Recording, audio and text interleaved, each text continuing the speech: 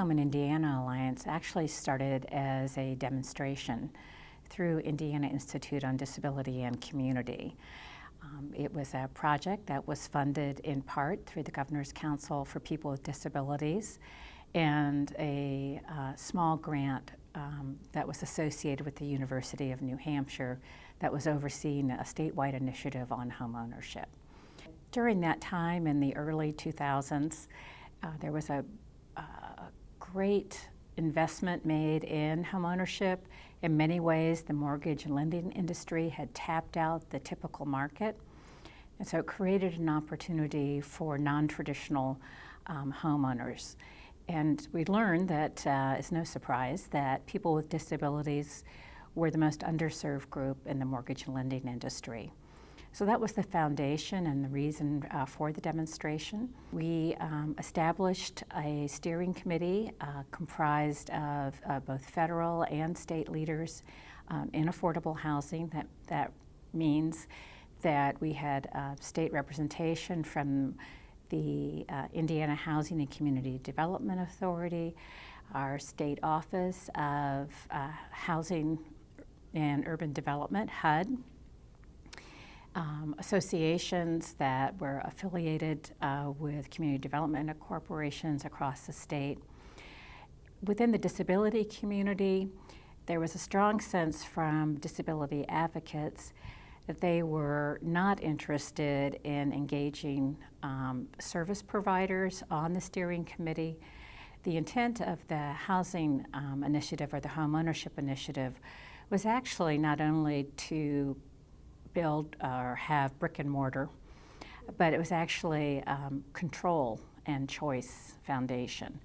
So our people with disabilities who were serving on the steering committee felt that it was important to have a clear break from the provider community as an effort to really exercise control and in their homeownership efforts. We had disability advocacy organizations such as Self-Advocates of Indiana, the Centers for Independent Living representation, I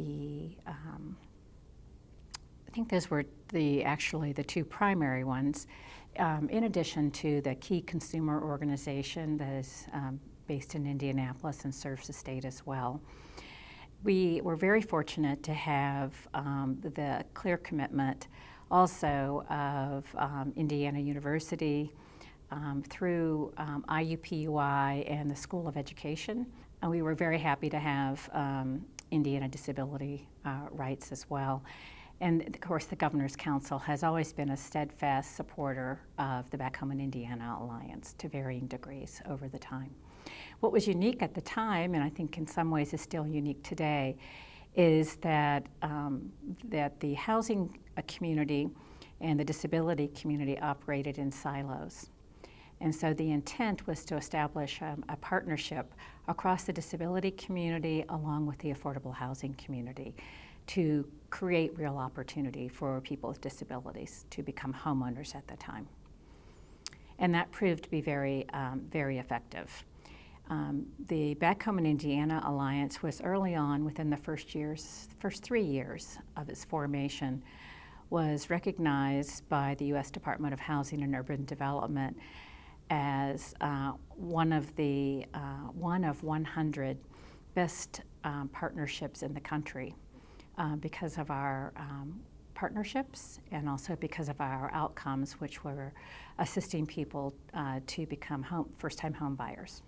When we wanted to get the feel for it to see if there would be enough support in Indiana, if it was something that people had on their minds, we offered a training on homeownership and brought in a national leader by the name of Jay Klein to talk about the efforts in New Hampshire and what they hope to accomplish and impact across the country. And I'll just never forget it because we weren't sure if 10 people would show up or more. And we ended up having, in an extremely large conference room at a hotel, was literally standing room only. We had over 300 people, meaning people with disabilities and families who actually attended that first conference. So we knew we were on to something, and that there was clearly a need and an interest. We also invited leaders in the affordable housing community and the advocacy organizations I mentioned earlier, and the disability-related organizations such as the Governor's Council for People with Disabilities, the ARC of Indiana, and other organizations, to see if from each of their perspectives, if there was an actual need, what was happening now and what would they like to see happen or change. One of the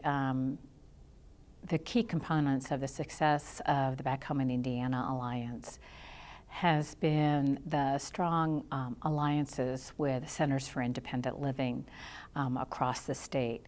We have 6 affordable housing teams, if you will, that are comprised of people with disabilities and older adults in each of 6 communities.